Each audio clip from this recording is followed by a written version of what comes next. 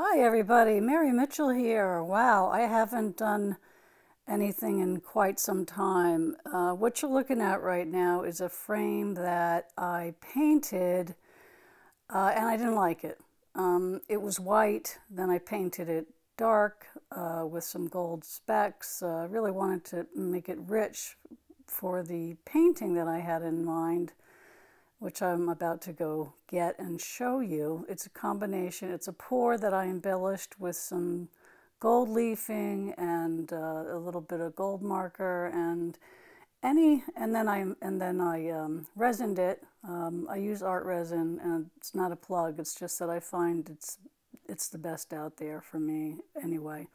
So I looked at all these colors, and it hit me that, well, gee, gold leaf, yeah, that'll work. I looked at it, compared it, and decided that was the way to go.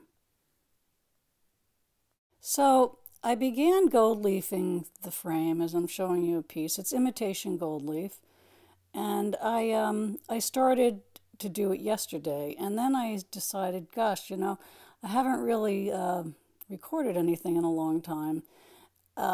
So I started yesterday, and it was touch and go. I was letting the glue dry with enough time, plenty of time, certainly at least an hour. But I was still getting parts of the frame. You can see the dark parts that were coming through. So I decided to go over the entire frame again, the outside and the insides, with the glue, and let it sit overnight, because I have found that when I glue a piece, when I'm using gold leafing, silver leafing, copper leafing, if I glue it and I leave it overnight, I get better results. So here I'm showing you what I did is I cut my gold leafing sheets in half, because that was the best way to work with this frame. So here's the next day, and after having applied the adhesive, the Mona Lisa made by Speedball, over the entire frame again, I'm taking half sheets of the gold leafing and I'm going over the entire outside, the top of the frame, not the sides, because those came out good, but the inside, the top and the inside. I'm more concerned with the first two tiers than the bottom, because the frame, the picture sits on top and you won't see that. So you can see the way that I'm doing this is very targeted. So it's very targeted. I'm going to speed this up because it's the same process. I'm going around the frame. The adhesion, as I said, has been on for 24 hours. The longer you leave it, the better. Some adhesion you can leave for even 48 hours. 24 hours is my max. The jar I just showed you are the pieces that when I do, after I burnish this and I then use my brushes to brush off the extra pieces, I put the pieces in those jars because I use extra pieces a lot. If you look at some of the other videos, you'll see that, so I'm not going to go into that.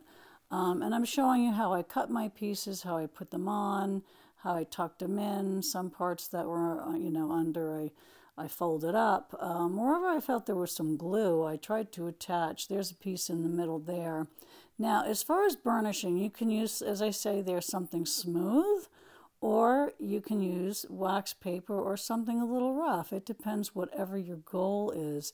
Do you want it to look distressed? Then you don't mind if a little bit, perhaps, of the paint comes through. Do you want it to look distressed but not have the paint come through? And think about what your goal is. Start with the end in mind, as I guess they say. So I'm burnishing this, and I learned my lesson more than once because I have a very heavy hand.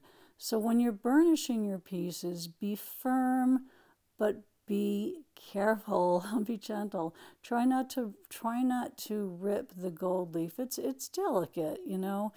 You can apply gold leaf more than once, as I've said, many times. And if you've missed a spot or two, there are two different ways, probably more, to handle it. Two ways that I do. I either glue another piece of gold leaf over it, or I use a gold pen, as you'll see me do very quickly in this very quick tutorial. Okay, so here's the fun part, guys. I'm done burnishing.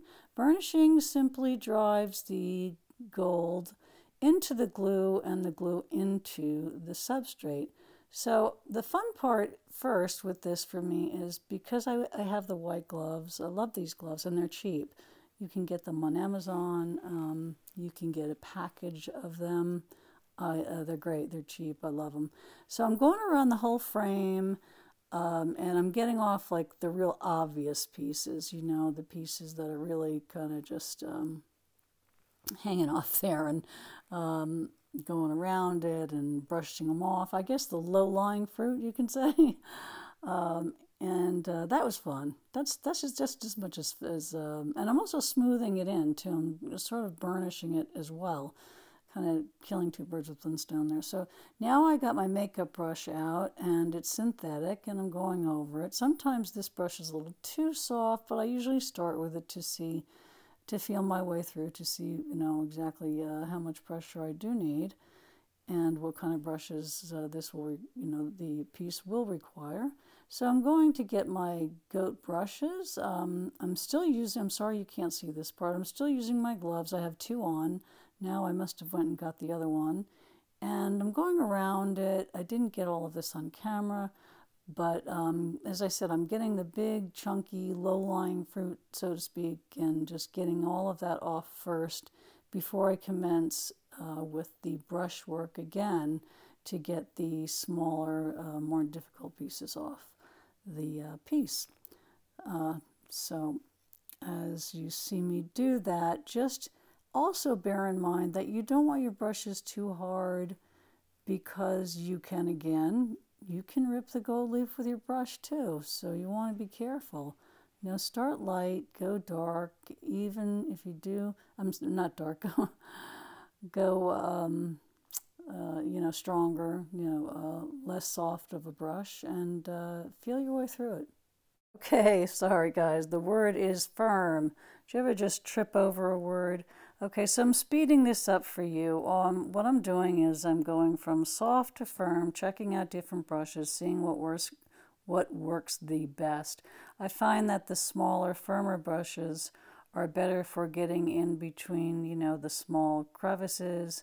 Again, going firm but gentle. You really you'll get the hang of it. I guarantee you. And as I do this, I'm trying to be careful to lay the piece. I know if I need to put it on a corner, to have it on some kind of a cloth, a microfiber cloth, something soft that will the edges won't get ruined, by placing them on a hard surface. And also, you're going to see these dark areas, they have adhesive on them. So I'm just putting some gold leaf on there and just brushing it off real quick because you're not going to see it once I lay the painting on top of it. And after I'm done with all of this and I end up getting all the gold leafing off it and I brush it, here it is a quick shot of it. And I actually put the piece in, I'm going a little slower now, so that you can see that even though this isn't sealed yet, it's not done. I want to see how the piece looks inside of it. And it came out really good. I'm very, very happy with it. Now, as I said, there are more than probably one or two ways that you can correct small, paint that may show through the gold leafing. I have a 24 karat, I think it's a Krylon gold pen. And if it's a small piece, I wouldn't try to cover up big parts on this, but if it's a tiny piece, like you're not going to even see that once I put but I wanted to show it to you anyway. And then I kind of swiped over it with my finger and it works beautiful. And it's very, very handy for small marks that you want to cover up. Okay, so I just wanted to run that by you. Now what I'm doing finally, now you should technically wait 3 days before you seal the gold leaf. When you go to put your sealant on it, it's going to go on cloudy. Don't be alarmed. It's very normal. It's like any varnish really.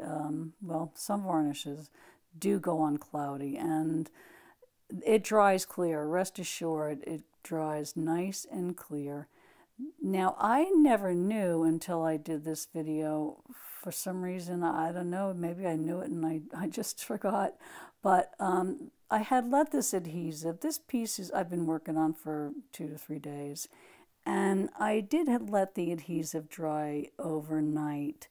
But I did read that before you, not the adhesive, yes, the adhesive, I'm sorry. Before you apply the sealant, you should wait 3 days so that the adhesive and the gold leafing is fully cured. This is the first time I've tried to I have gold leafed a frame. So right now, it's been several hours since I've done this and it looks great. So I think because I waited the 24 hours and I had been working on it a couple of days, who knows, maybe it counts, but it looks great. It came out really, really nice. I'm super happy with it. But going forward, I just want to disclose that to you guys. Don't follow the rules. You're going to find out that your piece will turn out much, much better. So here is the frame, and I'm just wanting you to get a real good look at it. When you see the really deep inside the frame, you're going to see the color that I had originally painted the frame with, and it was just too dark. So now I'm giving you close-ups of the frame.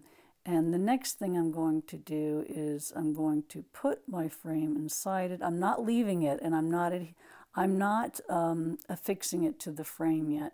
The sealant is fully dry. Well, I shouldn't say fully. I'm going to let it cure for a few days first. But it's dry, it's glossy, there's no cloudiness. It's a slightly bit tacky, but I noticed just about an hour or so, I touched it and it was not tacky. So it's drying very nicely, and here's a real good shot of it. So I hope you got a lot out of this, guys, and I really hope you try this. If you have a frame and you really, the paint that you're looking at is just not working, try this. Try silver leaf or gold leaf or copper leaf, and you never know. Have a great day. Great to be back. Take care, everyone. Bye-bye.